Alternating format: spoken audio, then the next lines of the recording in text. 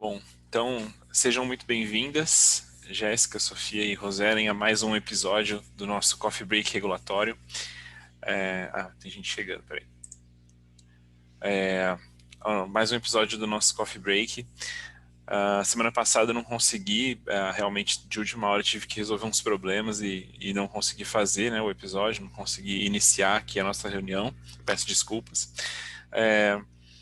E sejam, então, bem-vindas. Eu vou começar aqui. Peraí, cadê o negócio? Aí, né? Vamos voltar ao nosso objetivo de elevação do mercado nacional de dispositivos médicos, da melhoria da nossa melhoria contínua, né, da nossa cultura de negócios e do fortalecimento do pensamento crítico, né, e da análise crítica dos nossos profissionais nesse espaço, que é o que a gente faz aqui, semana após semana, tentando construir esse ambiente de risco zero, nos quais estabelecemos essas regras, né, de compartilhamento, de construção e também de diversão.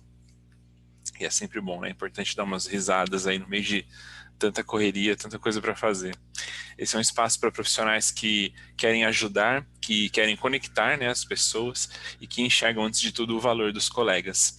Acho que é um espaço muito bom sempre, né, para a gente trabalhar essa vitória, né, sobre a nossa própria vaidade, sobre o misticismo que muitas vezes acaba sendo construído a respeito dos assuntos regulatórios. Né, ele não precisa ser, né, os assuntos regulatórios não precisam ser mais difíceis do que eles já são.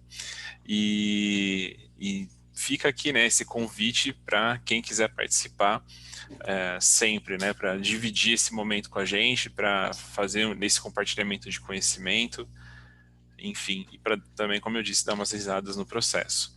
A gente sempre vai além, né? Então a gente tenta. Agora eu até preciso dar uma olhadinha nas pessoas que mandaram as informações para o nosso formulário do Coffee Break, né? Eu fiz um recadastramento do pessoal, que tinha muitos e-mails, né? O pessoal não estava participando, não tem aparecido. Então eu preciso ir atualizar isso lá no nosso grupo, né? Que eu deixei a imagenzinha aqui, nosso grupo do LinkedIn, onde eu vou também procurar levar, né, os temas que são aqui discutidos e, ao mesmo tempo, deixo sempre esse convite, né, para que todos participem das comissões de estudo da BNT.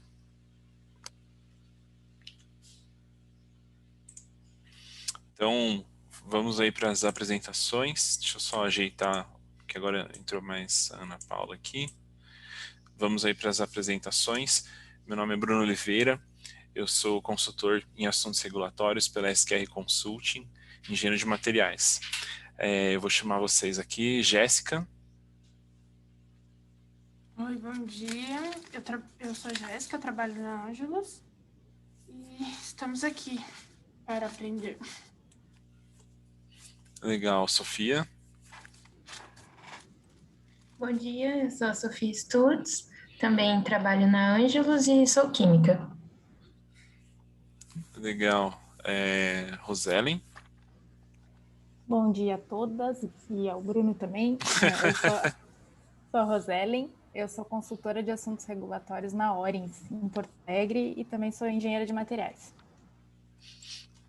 Legal. Juliana. Oi, pessoal, bom dia. Meu nome é Juliana, sou coordenadora de assuntos regulatórios na Ângelos, Ângelos em peso, sempre Então, presente na SQR. E estamos aí para trocar umas figurinhas aí. legal. E a Ana Paula. Bom dia, pessoal. Bom dia, Bruno. Eu sou Ana Paula, sou farmacêutica, atuo há 20 anos na área regulatória, tenho uma consultoria e estou aqui para aprender com vocês, a trocar ideias. Legal, legal. Seja bem-vinda. Obrigada. Bom dia a todos. A Nancy está chegando aqui, peraí. Vou aproveitar que ela, esperar só que ela entrar.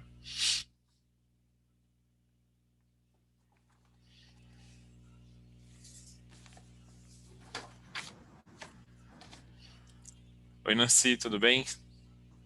Bom dia, tudo bem? E vocês? Tudo bem, a gente está na parte das apresentações. Aproveita aí, você já dá um oi pro pessoal. Bom dia, pessoal. Sou Nancy Mesas, farmacêutica. Curto demais estar nesse momento aqui com vocês. Legal. E a gente fica muito feliz de ter você com a gente também. Obrigada. Então, apresentações feitas. Me contem aí o que vocês viram de novidades essa semana. Eu tô meio away, cara. Essa semana foi super puxada. A última, agora, tanto que a gente nem teve o coffee, né? Eu vou aplicar o treinamento do módulo básico lá de gerenciamento de risco amanhã. E, cara, GR, cada vez que você vê, tem alguma outra coisa que você olha e fala, cara, precisa pensar nisso aqui também, né? E aí, a semana passada foi movimentada, né? De tentar estruturar isso para passar em um dia para o pessoal foi puxadinho, né? Nossos cursos na SQR até hoje tinham sempre 2 dias, 3 dias, né? E aí a proposta do módulo básico é ser mais fácil, né? Então, foi meio puxado semana passada nesse sentido. Fiquei meio sumido aí das novidades. Você vai dar esse curso onde, Bruno? Na Bia, não? Não, é pela SQR mesmo. É amanhã, na verdade. A gente tá dando vários cursinhos de um dia, assim, para o pessoal mais novo, sabe? Que às vezes, né, a pessoa quer relembrar alguma coisa, ou acabou de chegar na área, né? Isso acontece muito, assim, você tá lá no curso e fala, não sei o que, cai no meu colo, eu trabalhei com qualidade, não sei quem foi embora, né? Essas coisas, sabe? Ou tipo, me falaram que, sei lá, era legal o regulatório, cheguei aqui, entendeu? E não que não seja, eu acho maravilhoso, gente. Mas assim, né? É sempre uma surpresa. E aí a gente fez vários cursinhos, sabe? De um dia eu tô dando praticamente. Até agora eu dei todos, na verdade. E aí agora a tendência é eu dar quase todos, na verdade. Eu preciso ver certinho. Mas aí quando tem que montar, né? Como tem esse processo de tornar ele mais, sabe? Uma pílula um pouco mais fácil de descer, assim. Aí isso sempre é desafiador, né? Esse processo de tentar ser um pouco mais sumário ali na explicação e para passar de uma forma um pouco mais leve, mas quando a gente entra em GR, cara, é muito doido, assim, Nossa, é muito complexo, né, Bruno? é muito cheio de arestas, assim, então, justamente porque a gente não tem, né, assim, sendo muito chato, né, falando bem tecnicamente, a gente não tem o background, né, a gente já não tem a forma de pensar, e aí, eu digo a gente, né, nação praticamente, assim, né. É mesmo? Então não é nenhuma síndrome de vira-lata nem nada, mas assim, é uma coisa que fica muito longe da realidade, né? Que a gente consegue implementar, eu diria, sabe? Então, Quando eu entrei na Ângelus, Bruno, em 2013, a gente fazia FEMEA. Era isso o nosso gerenciamento de risco. pois é, cara. Uma tabelinha de FEMEA e só. Tanto que tem um slide, pode falar. Então. Não, ia falar só que o primeiro curso que a gente fez de GR foi com a SQR, foi com o Marcelo. Ah, sim. Nossa, Não, daí eu lembro do susto. A gente ficou cara, chocado, falou, meu Deus, que eu é isso? acho que com o Marcelo foi o meu terceiro curso. A gente tinha feito 2 vezes, saca? E aí você Eu fala, acho que a gente velho, fez junto, não fez? não. Da nova gerenciamento de 2019? Eu não acho sei que a se gente você fez tava junto. naquela turma, você tava. Na verdade, eu lembro de você, Ju, de Do quando teve comitê da ISO. isso, do comitê da ISO. Mas Que depois nós teve. fizemos um A gente junto tava também, que junto foi o nesse? Marcelo e o Francisco que deu Ah, o sim. gerenciamento de risco. Mas eu não tenho certeza se você estava. Então, eu lembro de você mais na discussão da ISO lá. Mas talvez a gente tenha feito junto. Eu acho que sim. Isso deveria ser uma coisa tão orgânica, né? Porque o gerenciamento de risco, de fato, é uma questão educacional e cultural, né? É você pensar com base no gerenciamento de risco. Não é nem tanto apresentar ferramentas ou fórmulas, né? É você convencer uma pessoa a acordar pensando em gerenciamento de risco e dormir pensando em gerenciamento de risco. É orgânico, né? Deveria ser. Então. E tanto que eu ia brincar, né? Tem um slide que eu fiz no treinamento que aparece. Ela falou, ó, tô vendo esse FEME em cima da mesa aí. Que é, tipo, né? Que é meio nesse sentido de, cara, é só uma ferramenta, por favor. Não abusa, entendeu?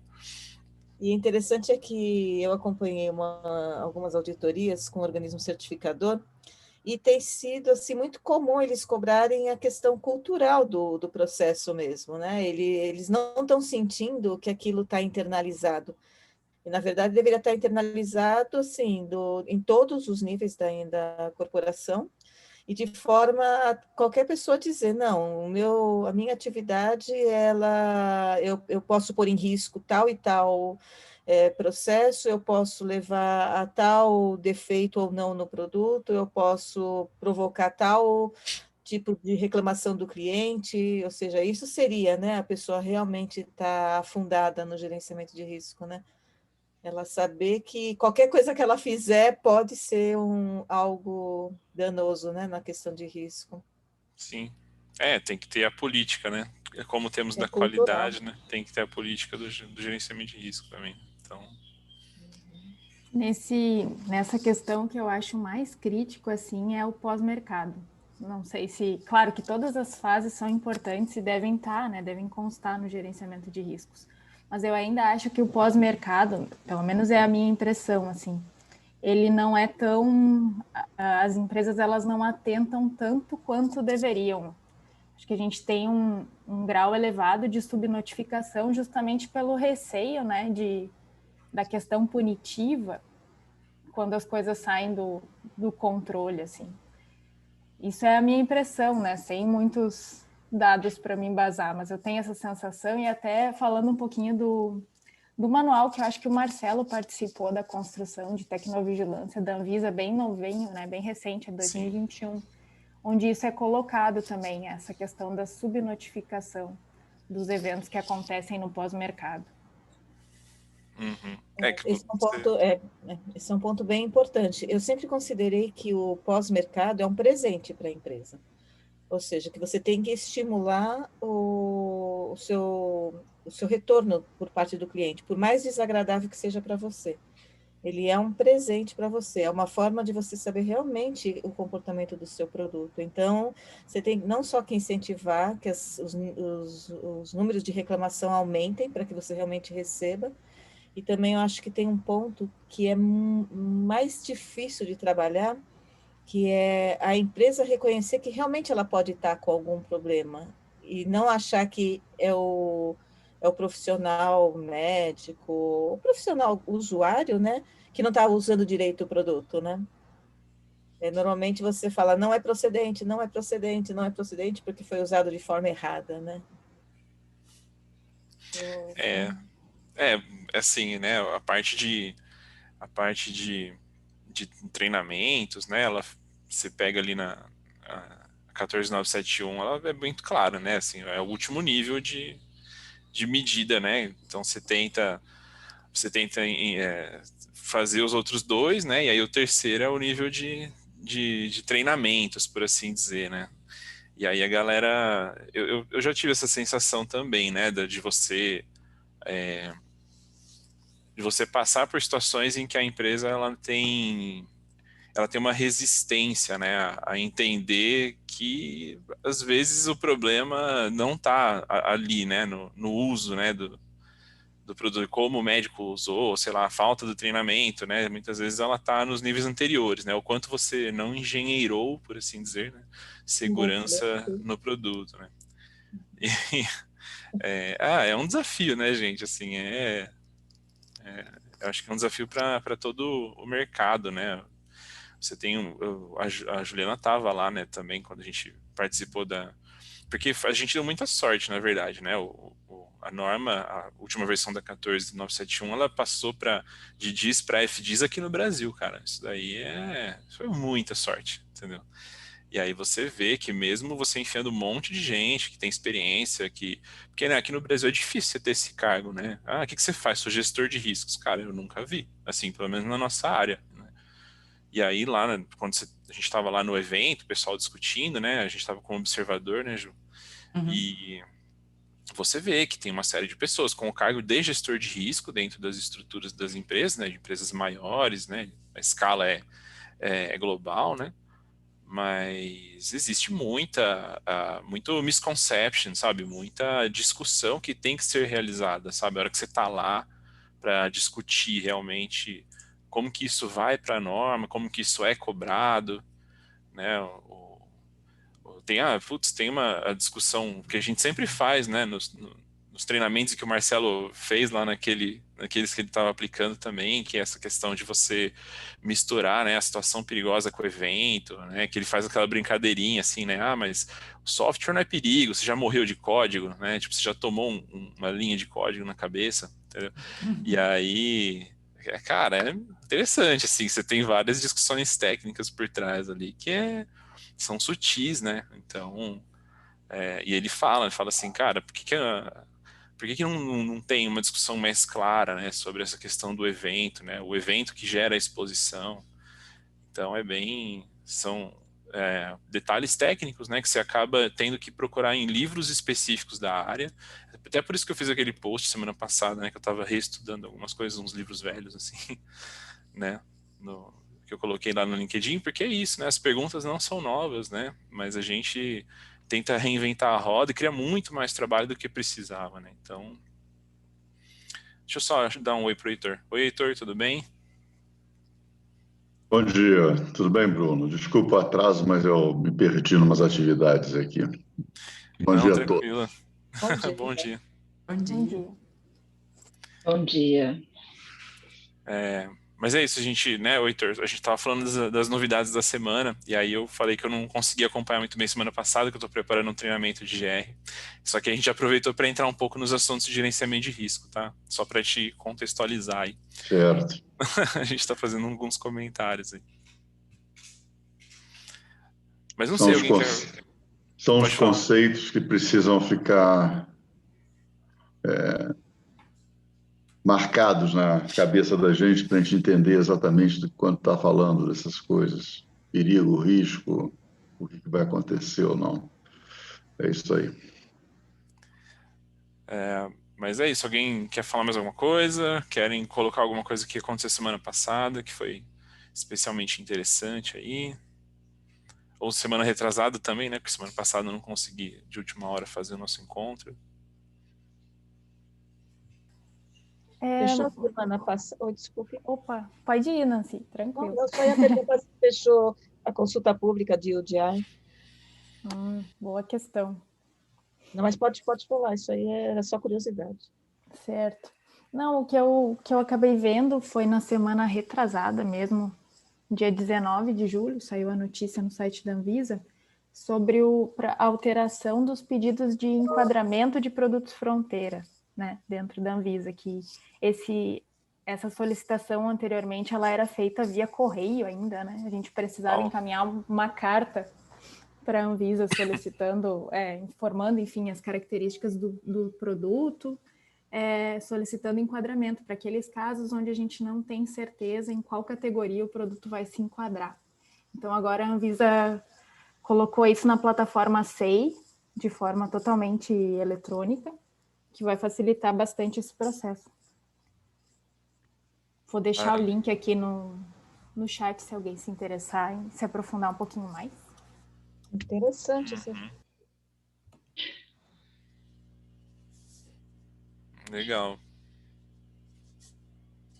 Cara, isso daí é sempre bom saber, né? São aqueles assuntos que em algum momento alguém te pergunta um negócio e você fala assim, sei lá. Faz um maior tempo que eu não vejo isso. Então. Eu não sei se eu comentei com vocês sobre antisséptico bucal. Eu acho que eu comentei com vocês em uma reunião, né? Que a gente também estava com uma questão de produto fronteira. A porcentagem de acho que eu não estava. povidina e povidona, não sei, eles falam de duas maneiras diferentes. E a gente vai tentar via eletrônico aí. A gente estava preparando a carta, confusão para fazer aquilo, né? Via carta. E realmente muito bom ficou essa plataforma aí, viu? Desculpa. É que o maior problema são com os antissépticos, né? Sim. Eu tinha o caso de clientes, eu quero o álcool 70, por exemplo, né? Então, o álcool tem aplicação na área de farmacêutica, tem aplicação cosmética, tem aplicação como saneante, e tinham casos ainda de registros na Anvisa de sachês com álcool 70 para fazer asepsia antes de uma punção. Eram regularizados como produto para a saúde. Então, assim, o entendimento, né? Até quando eu fiz minha pós em regulatórios, foi em cima desse tema, né? O quanto é complicado para o setor regulado conseguir enquadrar para poder se reestruturar numa regularização de empresa, obtenção de AF, para posteriormente obter aí a regularização do produto. E daí, os antissépticos, esse é um tema bem que está em discussão há muitos anos aí. Olha só. Oi, Bruno. Oi? O que você falou? Eu falei, olha só, né, meu? Porque antisséptico, né? Nunca vi nada de antisséptico, né? Pois Então, é que assim, interessante. não sei quantos por cento acima ele é produto para a saúde, não sei quantos por cento de proteína ele é produto de higiene pessoal, não sei quanto não sei o que é cosmético. Meu, é uma coisa de louco antisséptico, é doido mesmo. Não, Juliana, não é só isso, é questão da indicação de uso. Se você, às vezes a Você coloca concentração é a antiviral, mesma, colocou né? uma indicação de uso, não, isso aqui é enquadrado com medicamento, não, isso aqui Ah, sim. é saneante, né? É um pouquinho complicado, mas enfim. É Legal. interessante, nesse sentido, eu acho bem interessante acompanhar quando tem esse tipo de discussão em DICOL, né? Porque aí entra a CONEP, aí eles esclarecem, assim, qual que foi o delineamento que a Anvisa seguiu para enquadrar de tal forma.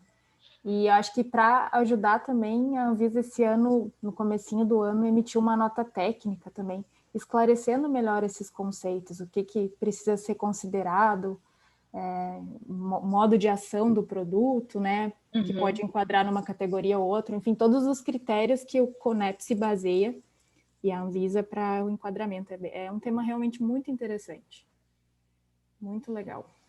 É como o Heitor disse naquela outra semana, né? Exige domínio tecnológico, né, do seu produto. Então é bem interessante mesmo, bem legal. Mas essa questão de classificar como um produto ou outro, ou até mesmo um mesmo produto, dando como exemplo um produto médico, onde você tem várias peças no produto médico. As peças não deveriam ser classificadas como produto médico. Tem algumas empresas que a classificam como produto médico, né? E fazem toda uma rotina de acompanhamento de mercado, de acompanhamento de reclamação, sendo que, de fato, aquela partezinha, aquela peçazinha do produto médico, ela não é reclamada. O que é reclamado é o produto médico, né? Então, acho que existe aí uma necessidade muito grande de estudar um pouco mais os conceitos, como se classificar, porque às vezes a gente acaba até fazendo mais do que o necessário e enchendo de rotinas a empresa que, em cima de produtos, com registro, com relatórios, que de repente não se justificam, né? Então, eu acho que há uma dificuldade da gente parar, sentar e refletir sobre cada produto, suas partes, né? É a mesma coisa que a gente estava falando de gerenciamento de risco. Peraí que alguém mandou um chat aqui.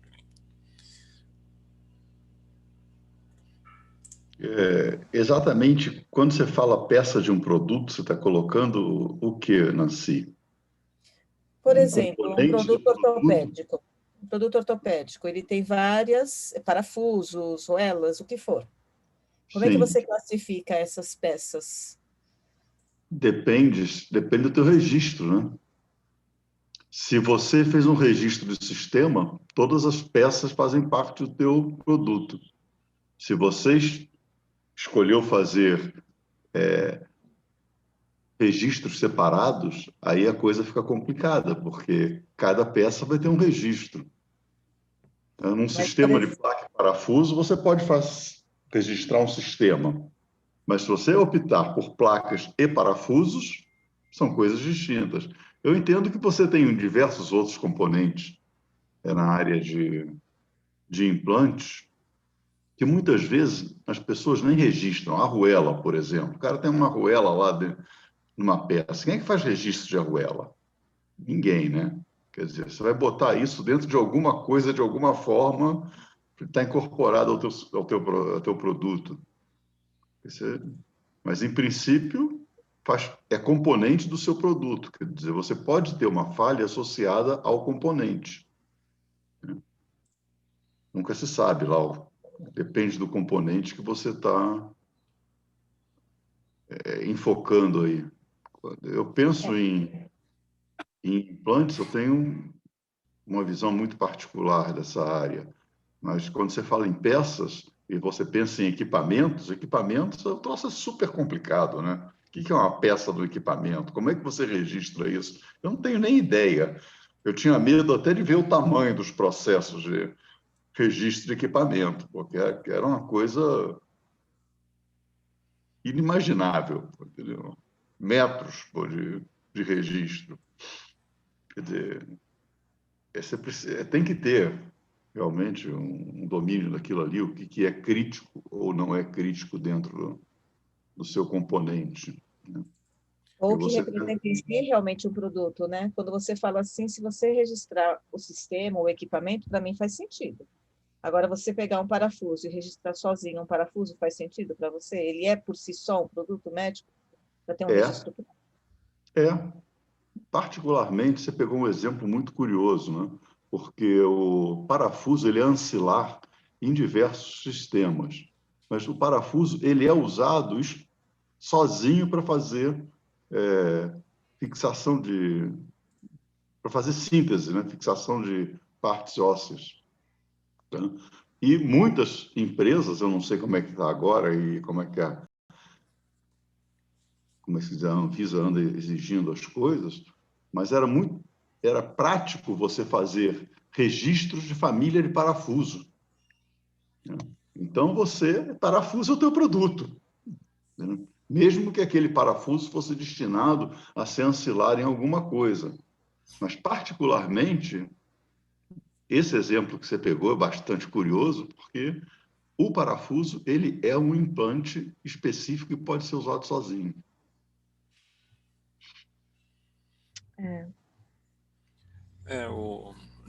Nesse contexto, a MDR tem algumas passagens legais sobre isso, né? Sobre onde é que a gente consegue colocar esse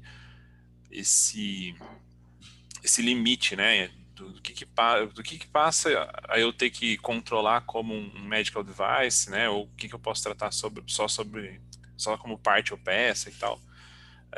Esse artigo 23, na verdade, é um exemplo, né? Tem outras partes em que ela cita isso, mas você estava falando dos equipamentos, né? Na realidade dos equipamentos, eu acho que assim, nas outras realidades, com certeza isso é bastante importante, mas uma coisa, acho que a área que mais me pegou nesse ponto foi trabalhar com equipamentos mesmo, porque você entra nas questões de o que é uma troca de um consumível, o que é um acessório, né? O que é um... Tudo bem, o acessório a gente define pela RDC 85, né? Mas assim, o que constitui, né, a menor parte comercializável que não vai me exigir, né, um registro em separado, né, no contexto, né, de uma assistência técnica e tal. Isso é sempre bem desafiador, assim, exige bastante dessa análise crítica, né, sobre a Bill of Materials, né, a estrutura, né, do produto, né, você tem isso bem delineado e acaba até às vezes batendo no fiscal, né, uma coisa bem curiosa, assim, essa coisa de você especificar, né, qual que é o kit, né, você não pode, tipo, né, vender não pode não, né, mas é muito comum você ter uma restrição técnica que vai te impedir de revender, sei lá, um componente, né, dentro de um produto, né, tipo, você vai usar ele para consertar uma coisa que vai para assistência técnica, mas você não vai poder, né, colocar ele tipo à venda, né? Você vai ter problemas da estrutura de custos do produto, você vai ter dificuldades, como eu disse, fiscais, né? Então eu já vivi algumas experiências bem interessantes, assim, de muito aprendizado nesse tipo de coisa. Não, é muito interessante. Eu acho que, quando eu falo eu acho mesmo, porque desconheço a abordagem que tem sobre isso, mas eu entendo que a gente tem que considerar as coisas que podem ser críticas dentro do seu produto, né? Ou seja, em que a falha do produto do componente possa significar um risco ao sucesso do produto, né? Por exemplo, você fala em equipamentos, eu volto a dizer, eu não entendo nada de equipamento, né?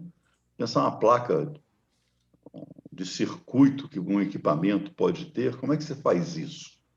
Entendeu? Não sei se você tem um registro para isso aí.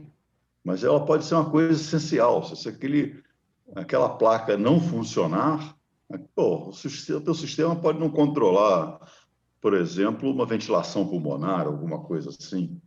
Como é que isso é registrável ou não? Não sei como é que funciona isso.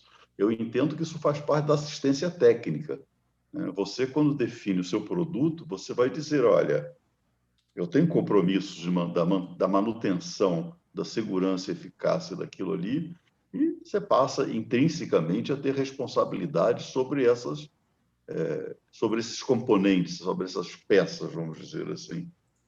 Porque uma placa de circuito, por exemplo, não tem registro, não faz sentido você ter registro sobre uma placa de circuito, e ela pode ser fundamental para o seu produto. Sim. É que Posso estar falando uma asneira, hein? Eu não entendo nada de equipamento. Não, esse é o ponto mesmo. Eu acho que a placa ela tem que fazer parte do registro do equipamento, porque o equipamento depende dela, depende do bom funcionamento dela. Então, se você tiver uma reclamação do uso do equipamento e estiver ligado à placa, para mim faz todo sentido que é o registro do equipamento, que entre as partes do equipamento tem a placa. Sim. Então, é o comportamento do equipamento. Para mim, não é assim, eu vou pôr um registro de placa e aí eu vou receber uma reclamação da placa porque a placa não funcionou bem. Ela não funcionou bem ou ela não fez o equipamento funcionar bem. Então, aí, quem está com o problema, quem é o produto realmente que não está funcionando bem, é o equipamento, por conta da placa. Com certeza. Até porque o usuário nem sabe se é a placa ou não, que não está funcionando. É por isso que eu acho questionável você ter registros pelas partes. Até tem uma outra questão que você falou de consumíveis, né? Suponhamos que você tenha um equipamento que tenha consumíveis. Aí você resolve descontinuar esse equipamento. E os consumíveis? Porque o equipamento ele tem uma vida útil, e enquanto ele estiver dentro do prazo de vida útil, você não pode, mesmo você não podendo mais comercializar, que você descontinuou o registro, o produto que foi vendido, que está dentro da sua vida útil, ele tem que continuar recebendo a possibilidade de aquisição de consumíveis, porque durante a vida útil dele, ele depende desses consumíveis. Mas e aí, os consumíveis estavam dentro do registro do equipamento, ou estava à parte, não precisa registro? Entende? É uma coisa muito complexa. Eu tenho a impressão que consumíveis faz parte do registro. Você não precisa ter um registro para consumível. Sim, então, quando você descontinua o registro de um equipamento, você não pode descontinuar a sua fabricação de consumíveis. Não, eu acho que eu entendo que a Anvisa pode até cancelar, por solicitação do fabricante, aquele registro por algum motivo, ou ele deixar de manter o registro. Mas ele vai ser possível vender o consumível. Até porque é obrigação do cara enquanto a vida útil está... É isso que eu estou falando. Você vai bater nas leis do consumidor, na verdade, né? Você vai ter que continuar fornecendo aquele consumível ou assistência. Isso daí não tem muito como fugir, não. Isso daí a gente sabe que nem sempre é assim, mas teoricamente o cara teria que manter o fornecimento daquilo ali. Como... sempre é assim que eu estou questionando.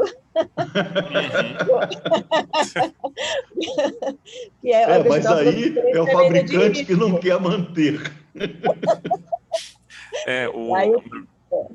O comentário que eu ia fazer nessa questão da placa, que na verdade assim, né, esse assessment, essa avaliação, ela vai ser feita durante o processo de certificação compulsória, né?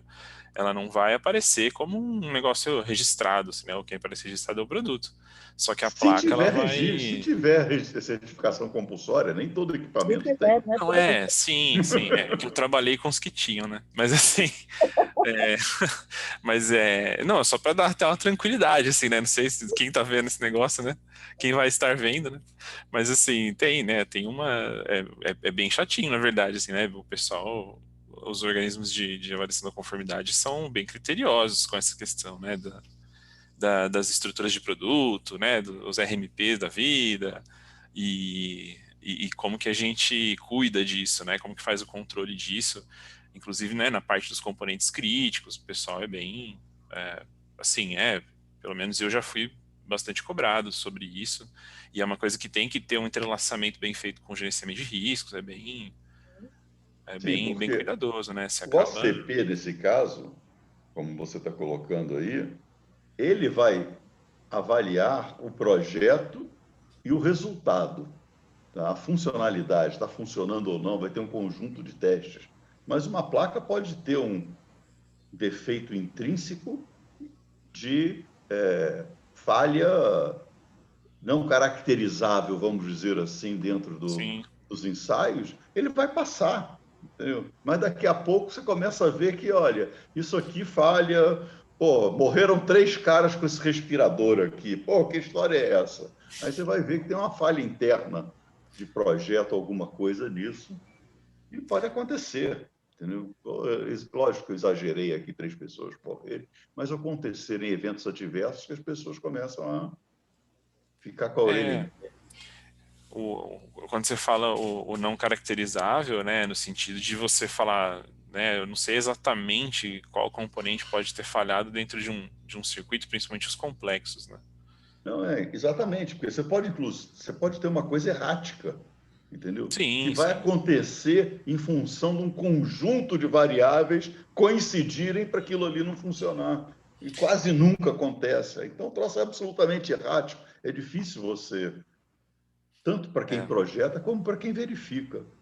É por isso que a gente costuma falar isso, né? Falar que o FEMEA, ele nasceu da necessidade de você, né, de olhar esses componentes, né? Então, justamente no contexto, né, de engenharia da parte de eletrônica e tal. Então Ainda você desculpa, Bruno, nessa pode temática, falar. até queria fazer uma troca com vocês. Enfim, a Anvisa, ela coloca que a gente precisa, levantando a questão da Nancy ali, separar, né, uma parte do registro do equipamento quando ela tiver uma classificação de risco maior que a do equipamento em si. Na prática, assim, alguém tem um exemplo de uma situação de que uma parte do equipamento ela oferece um risco maior, logo ela tem uma classificação de risco maior e os requisitos que eu preciso apresentar, né, no ato do registro para regulamentar o produto, eles seriam mais críticos, mais criteriosos, aí não caberia ficar junto no mesmo equipamento. Eu não tenho nenhum exemplo, não, mas eu entendo que se você registra tudo junto, você vai dar a esse sistema a classe de risco maior Sim. existente. Uhum. A proposta da Anvisa é, se você tem um componente que pode ser separável, é melhor você fazer um registro separado, se são classes de riscos distintas, tá? Porque você vai estar sujeito a requisitos distintos. Isso é Essa é a até minha uma... interpretação. Uhum. Assim, Roselen, eu tô puxando aqui, cara, tô dando uma fritada aqui na cabeça, mas não tô puxando, não tô conseguindo achar um exemplo, para ser sincero. Que na verdade, em função do que o Heitor estava falando, né, eu lembrei que agora a gente tem na consulta pública, né, da nova RDC do agrupamento, né, de produtos para ortopedia, eles trouxeram, né, para dentro da RDC essa possibilidade de você colocar os instrumentais junto com as placas, né, junto com, sei lá, o que você for implantar de fato, né? Arranjei um exemplo, depois eu falo aqui da Bruna. Legal. Para a gente colocar tudo poder colocar tudo na caixa, né? Isso casar com a forma de apresentação, falar que é conjunto e etc. Né? É um problema velho já da ortopedia. E facilitar a vida, né, do cirurgião. Mas uma coisa que eu estou pensando aqui é que eu estava pensando quando eu, na verdade, participei da consulta pública e que é legal trazer à tona, é que os instrumentais que você vai colocar dentro dessa caixa, eles vão ter que ter um nível de detalhamento técnico, né, no relatório técnico condizente com a classe de risco, né, que é o que o Heitor disse, né, essa regra não muda. Você continua tendo você vai tratar aquilo como classe 3, né, e tratar um instrumental como classe 3 eu acho que vai ser até interessante, né, a gente ver como que isso vai acontecer no mercado, né, vai ter que ser realmente um aumento, vai ter que ter um aumento de explicitação técnica, né, a respeito dos instrumentais. Eu acho que nesse sentido pode até ser positivo, né, de ficar mais puxado nesse sentido. No que se refere a instrumental, eu vou dar o exemplo primeiro da composição de um produto que tem classe, pode ser montado com componentes de classes de riscos distintas, que são os sistemas de fixação externa. O sistema de fixação externa é classe 1, entendeu? Agora, se você colocar nesse sistema o pino, virou classe 3. Aí você tem que optar o que você quer. No que se refere a instrumental, é curioso, porque você tem alguns instrumentais que são dedicados. Na verdade, são instrumentais que são feitos dentro do projeto, por exemplo, do implante. Estou sempre falando de implante, porque, infelizmente, é a única coisa que eu domino, né? Então, você tem instrumentais que são desenvolvidos dentro do projeto do implante. Tanto é que a normalização deles na ISO é considerado dentro do TC 150. São instrumentais para implantação. Agora, um instrumental desse para implantação, ele pode ser classe 3. Por quê? Porque se falhar o instrumental, falha a implantação. Entendeu? Vai depender daquilo ali, né? Uma coisa que é bem curiosa, os sistemas de entrega dos stents coronários, é um troço, é lindo, né? Você pensar nisso. O stent, ele é classe 4. Esse instrumental, ele vai chegar quase lá no coração do cara, para posicionar o stent, entendeu? Eu não sei se alguém vende separado, porque, de um modo geral, já vende tudo junto. Eu acho que o registro vai num troço só. Mas, se você fosse fazer separado, como é que você registraria um instrumental desse? Entendeu? Se o instrumental não funcionar, falhar, o stent não vai ficar na posição certa, vai danificar lá o vaso, sei lá o quê. É complicado. A gente pensar que instrumental é classe 2, mas dependendo do uso dele, ele pode ter uma classe de risco bem crítica, quer dizer, ser superior. No caso do stent, poderia ser, em princípio, classe 4, mas eu não sei se isso existe. Com relação aos stents, os catéteres, né, que são os sistemas de entrega, pode ser assim no formato de um catéter balão ou algum outro tipo de dispositivo de entrega, eles geralmente são uma classe inferior se vendidos separadamente, e aí eles são vendidos separadamente justamente para auxiliar em caso de falha do sistema original. Mas também existe o registro em conjunto, né, do sistema com o stent. E aí, nesse caso, como tu colocou, fica a classe de risco maior, que é relacionada ao implante em si, que ficaria na classe 4. Mas tem Ou as seja, duas situações. Você mesmo arranjou um exemplo. Nesse caso de material, que eu não consegui imaginar foi para equipamento mesmo. Mas, equipamento eu realmente não sei. E interessante que o sistema de entrega, ele também, se ele tiver acesso ao sistema circulatório central, né, aquelas veias que fazem parte do sistema circulatório central, ele já entra para a classe de risco maior, daí a 4. Tem toda essa questão do acesso também, o que ele vai acessar e quanto tempo ele vai ficar em contato, né? Legal. É uma ciência. Me ouvindo ou não? Oi? Não, de repente ficou tudo mudo, eu pensei que eu tivesse perdido a conexão. Ah, tá. Não, é que a gente conversou, mas é algo realmente que seria interessante, um fórum de discussão, né? Sim. Tem muitas dúvidas nesse sentido aí. O próprio software, que ele passou a ser tratado de forma distinta, né? É porque um software dentro de um equipamento, ele pode levar, por exemplo, na parte de diagnóstico, ele pode levar a um diagnóstico equivocado, né?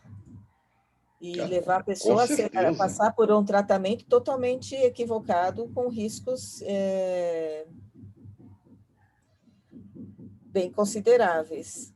Tanto que agora o software também é tratado como dispositivo médico, por esse motivo, e ele faz parte de um equipamento também, né? Pode fazer parte de um equipamento. Tem legislação, regulamentação própria para software, né? Uhum. E quem já trabalhou com programação e desenvolvimento de software sabe que você desenvolve um software, tudo está funcionando certinho. Mas é aquele negócio, de repente tem uma sacana de uma variável que você não considera e o troço vai todo para trás. Eu não sei nem como é que as pessoas fazem validação de software, mas tem até nome de validação de software, etc. e tal. É completamente fora da minha área. Entendeu? E é uma coisa complexa. Eu vou compartilhar com vocês. Eu vi uma... Deixa eu baixar aqui. Tá no meu zap, peraí. Eu vi uma apresentação um documento, né, da TGA falando sobre os softwares. Aí eu vou tô aproveitando aqui para baixar. Eu vou jogar no chat aí para vocês. Que, assim, eu só, cara, passei super na diagonal ali, ó, o olho. Né?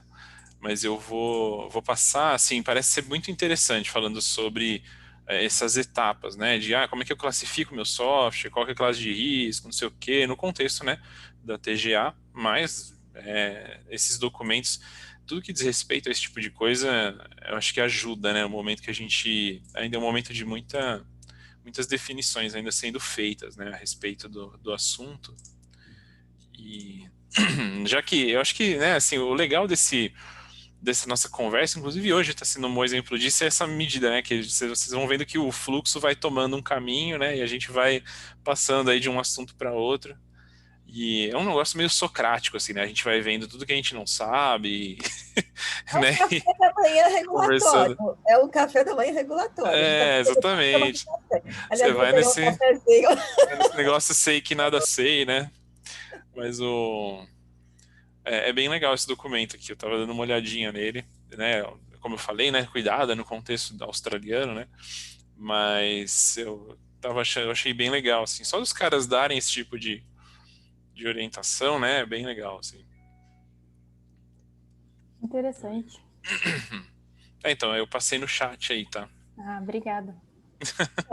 Esse é um bom exemplo do quanto que uma parte de um produto ela é significativa a ponto de ser tratada como um medical device, que é Software as Medical Device, né? O SAMD, né?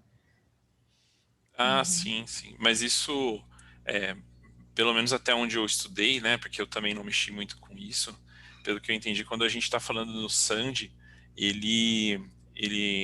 a gente caracteriza ele conceitualmente em oposição a um software que está embarcado, né?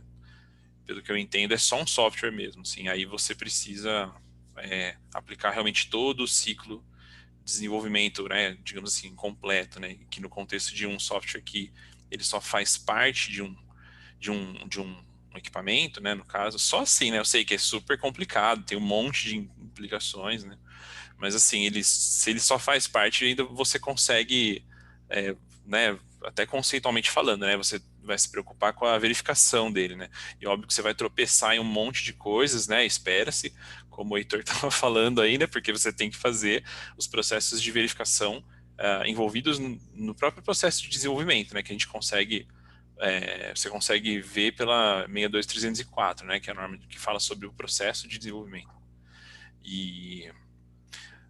Mas sim, né, assim, é um mundo diferente. O Marcelo entende bem mais disso, né? E aí toda vez que a gente conversa, assim, sobre isso, é uma dúvida que aparece, que eu falo, não, peraí, mas tal coisa, isso, né? E muitas vezes, eu acho que até no espírito do programa, né, do evento de hoje, né, do nosso encontro de hoje, você acaba caminhando muito mais num terreno de dúvidas, né, em que você tem que aplicar realmente senso crítico para resolver elas com base em acordos técnicos viáveis, né, que eu acho que eu vou usar sempre isso agora, porque eu acho que faz muito sentido, né, muito mais em acordos técnicos viáveis do que você se escorar necessariamente numa regulamentação, né, então, até porque se você atingir um nível em que isso faz sentido para a sua companhia, já vai ser mais difícil para você do que o que a regulamentação vai te pedir, né, então... Exatamente, para esse software, como o SAMD, até está em discussão, né? Já está na agenda regulatória uma regulamentação específica mesmo, justamente para fazer esse descolamento que o Bruno coloca aí, né? Dos softwares embarcados e dos que precisam ter o processo à parte. Eu não sei. É uma confusão que o pessoal faz bastante ainda. Eu não sei só como tá, não procurei mais saber também qual foi a última atualização com relação a essa RDC. O pessoal da Anvisa tá na casinha lá discutindo, né? Não é? Estão discutindo a contribuição do mercado. Acho que já fechou isso aí, né? Fechou em junho, sei lá. Uma dúvida, entram também os aplicativos? Ai, mano, esse mundo dos aplicativos. Cara, tem um coffee break, inclusive, eu até vou aproveitar esse momento. Eu vou tentar essa semana que vem, eu vou trocar os títulos, tá, gente, dos episódios. Porque, né, a gente vai na louca, né? Então, é isso, né? Todo modo aprendendo várias paradas, né? De comunicação, de marketing, de blá blá blá. E aí, eu não sei porquê, né? Eu coloquei, tipo, tudo bonitinho, assim, indexado os episódios, mas eu não escrevi os assuntos no título, né, cara? Aí fica difícil, né? Mas lá no começo, Ana Paula, tem um episódio em que o Marcelo discute isso, assim, óbvio que já passou, né? Já tem novas concepções. Inclusive, cara, eu acho que eu vi, agora vai ser difícil, eu não vou achar agora, mas eu vi um documento recente, acho que do FDA, falando sobre aplicativos. Uhum. Porque, cara, esse termo, né, eu acho que é o well-being, sabe? Eles usam um termo meio assim para jogar pro lado que são aplicativos que eles não vão entender como medical devices. E aí o que não cai nessa classificação, acho que é wellness. Wellness softwares, sei lá, uma parada assim. E aí você consegue separar. Mas tem um episódio muito interessante, engraçado, lá no começo, que o Marcelo, né, quando ele tava apresentando ainda, que ele falava isso. Ele falava, cara, tinham aprovado, sei lá, um aplicativo, acho que da Apple, sei lá, cara. Tinha um aplicativo que tinha sido aprovado e o Marcelo até comentava na época. Falava, cara, eu não sei por que via aprovaram esse aplicativo. É dos primeiros episódios. Se vocês esperarem uns 10 dias, eu troco os títulos lá. Aí eu deixo bem bonitinho, assim, bem, né, falando assim, aplicativos. Aí vocês procuram lá porque é bem curiosa a história. E realmente, né, é um outro lado da interface, né, que aí, pelo que eu entendo, como eu falei, estou, né, vendo isso ainda, é o outro lado da interface do Sandy, né, que... Uhum. Não, eu via no Diário Oficial, eu vi a notícia dessa publicação. Teve um aplicativo para Android e o outro para iOS. E realmente, eles entram na parte de fitness, né? Uhum. Que faz monitoramento do batimento cardíaco, na frequência cardíaca, enfim. Mas, e tem alguns que as pessoas acabam utilizando como se fosse para diagnóstico, que nem muito personal se utilizou, doctor, assim. Que nem você pergunta, você tem um frequencímetro um oxímetro para monitorar a oxigenação. Não, eu uso do celular, assim, estou monitorando. Né, eu faço, então, assim, eu acho que deve ter uma discussão, assim, às vezes me perguntam, eu falo, cara, eu não sei responder tecnicamente, porque eu nem sei como funcionaria a avaliação desse aplicativo, né? E fora que aplicativo tem atualizações, então eu fico imaginando a questão regulatória de a dinâmica de regularizar isso e, ao mesmo tempo, oferecer ao usuário ali a atualização. Esse mundo de aplicativo é muito curioso. A Universidade Estadual da Paraíba, lá em Campina Grande, tem um curso de mestrado profissionalizante. E a área deles lá entra muitas pessoas para desenvolver esses aplicativos. Uhum. E esses aplicativos têm 1000 funções. Pode ser desde manter o cara andando, entendeu? Olha, isso aqui é para despertar o usuário quando tem esses relógios vestíveis que tomam medidas com relação ao paciente, como tem também esses vestíveis que vão mandar sinal para alguém que está monitorando o bem-estar e a saúde do cara. Sim. Quer dizer, numa situação dessa, tem 500 variáveis que podem interferir nisso aí, o aplicativo ser bom ou não ser bom, mas até o cara receber sinal ou não receber o sinal, entendeu? Ele pegar, por exemplo, o oxímetro do celular dele, sei lá qual é a calibração do oxímetro do celular, e o cara vai tomar uma decisão sobre a saúde do cara quando ele se mediu com um troço que não é calibrado, entendeu? Isso aqui pode estar ótimo, entendeu? E os alunos têm uma tremenda dificuldade em entender riscos associados a esse tipo de aplicativo. Entendeu? Quando eu diria, olha, eu quero qual é o risco do teu produto, entendeu? Quais são as consequências que o teu produto pode causar no contexto da saúde? O pessoal fica preocupado com o desenvolvimento do projeto. Eu disse, olha, eu não quero saber do desenvolvimento do projeto, isso é um problema entre você e o teu orientador. Eu quero saber se você sabe qual a consequência disso aí para a saúde da pessoa, a consequência sanitária, se o teu produto falhar. As pessoas não conseguem. Aí é que vem o gerenciamento de risco, né? Exatamente. Sim, entendeu? Exatamente. Não, assim, tem até, né, esses tempos um cliente conversou comigo, um monitor fetal com conexão Bluetooth, mas aí também teria a questão de conexão com o aplicativo no celular, a gestante poderia ter os dados ali no celular e transmitir esses dados para o médico. Então, assim... Fazer um monitoramento cardiofetal à Sim. distância e passar os dados para o médico. Para o médico por um aplicativo. Um aplicativo. Na verdade, tudo isso esbarra muito, né? E aí quem tem experiência em escrever software... aliás, gente, eu não tenho, tá? Assim, eu já falei bastante com as pessoas por aí.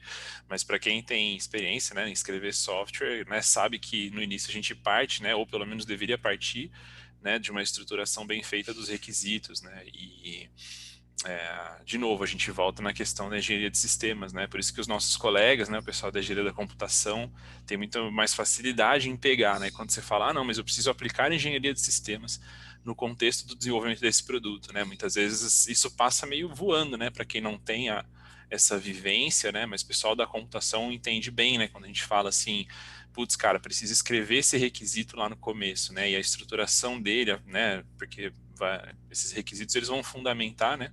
A forma como vai ficar o meu uso pretendido, né? No caso. E aí disso que você vai conseguir puxar as outras coisas para que no fim das contas é o que os regulamentos, ou o regulador, depende um pouco da realidade, né, do sistema regulatório que a gente está falando, de onde você vai conseguir puxar a classificação desse negócio que você está fazendo, né, que no fim das contas, né, é super sensível, né, quem que nunca participou de um parlatório, né, ele estava falando com o pessoal da Anvisa, e aí você fala, queria fazer não sei o que e tal, e a pergunta que sempre vem de cara mas qual que é a indicação, qual que é o uso pretendido, né?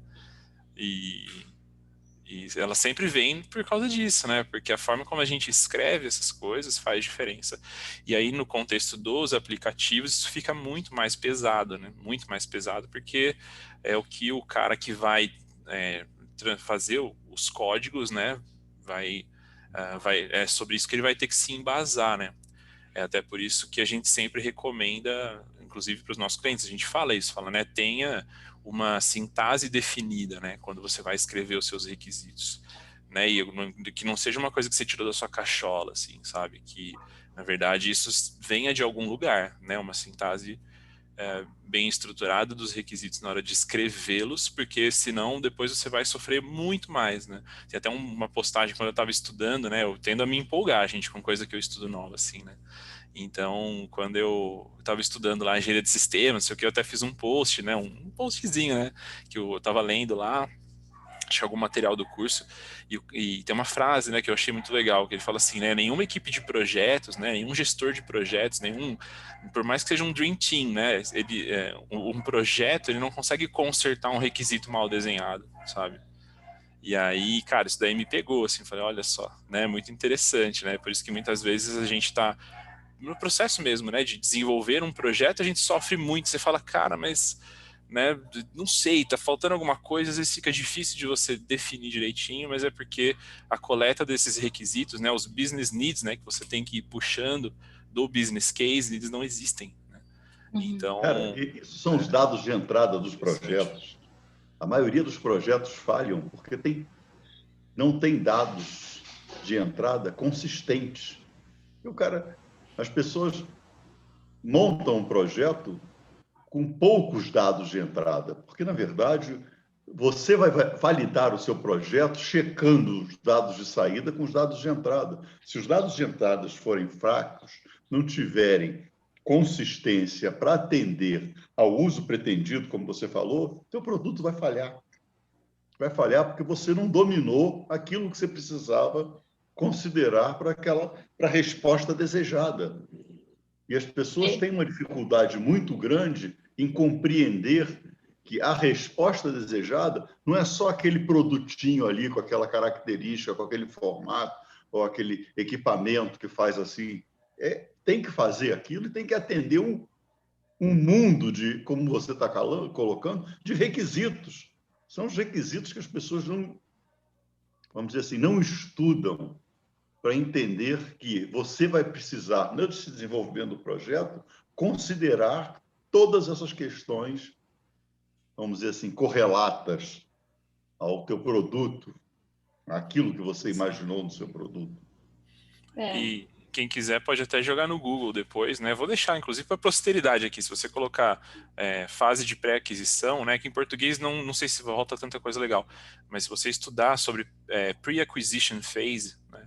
Tem muita coisa legal falando sobre como que a gente estrutura, né? Esse business case. Cara, é o tipo de coisa que você apresenta, a galera fala, nossa, é muita coisa, não sei o quê, né? Eu vou falar desde agora, assim, é sofrido, mas sem isso depois você derrapa e não sabe por quê, né? Mas a gente volta no início da nossa conversa hoje, questão cultural, né? Exatamente. Foi cultural, né? A gente voltou lá para o começo, não está inserido na cultura de fazer a gestão de gerenciamento, o gerenciamento de risco, muito menos estruturar bem um projeto, né? Porque, na os verdade, requisitos do usuário, né? As especificações de requisitos do usuário, por exemplo. Porque na fase de pré-aquisição você nem está falando do GR do produto ainda, né? Você está falando do GR de reputação, do business, né? São coisas muito maiores, né?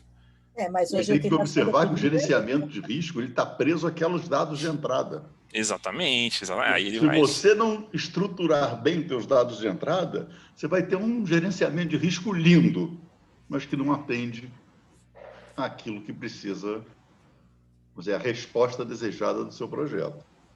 Por isso que o gerenciamento de risco não é somente uma ferramenta, né? Mas é uma cultura. E é uma cultura desde o início do projeto, né? Você já tem que estar pensando com base no risco. Você tem que trabalhar com base no risco. Seus processos têm que estar desenhados com base no risco. Até porque não existe nada sem risco, né? Exato. Você tem o risco aceitável, isso sim. E aí eu acho que seria legal também se a gente pudesse, acho que hoje está terminando, né, Bruno? Mas numa próxima a gente falar um pouco daquela consulta pública que fechou também, que é de uso compassivo de dispositivos médicos. Boa. Boa, né? Esse eu acho que dentro de tudo que a gente está conversando, né, é um assunto legal para a gente conversar. Que são aqueles produtos que são liberados para comercialização sem ter registro, né? Sem dúvida. E só para complementar a discussão que estava rolando antes, eu acho que também é importante lembrar que dados de entrada, né, de projeto também são respostas do pós-mercado. Então, como isso é importante, até uma possível alteração de projeto pode chegar, né, pode ser decidida a partir de um dado de pós-mercado. Então, a importância da tecnovigilância nesse processo todo aí. Gente, como amarrou tudo que se falou hoje. Então. E lembrando que tecnovigilância é um pedacinho do pedacinho, né, do pós-mercado, né? Exatamente. Tem que, né, por enquanto ainda não temos nada, né? A gente não quer ficar dando assim tantas ideias para já, né? Por enquanto não temos nada assim muito tão amplo, né, quanto uma monitorização, né, um PMS Brasil, mas a gente sabe que, né, deve vir alguma coisa nesse sentido aí, né? Eu espero também, lógico, até como cidadão, né, que alguma coisa venha nesse sentido. Mas gente, muito obrigado. Assim, eu não sei nem que nome eu vou dar para esse episódio depois, né? Assim, eu tenho que ouvir de novo. Falar assim, meu Deus, né? Risco. Vou escrever assim, gerenciamento de risco e, né, tudo que, sei lá, tudo que está em volta dele, né? Cultura do gerenciamento.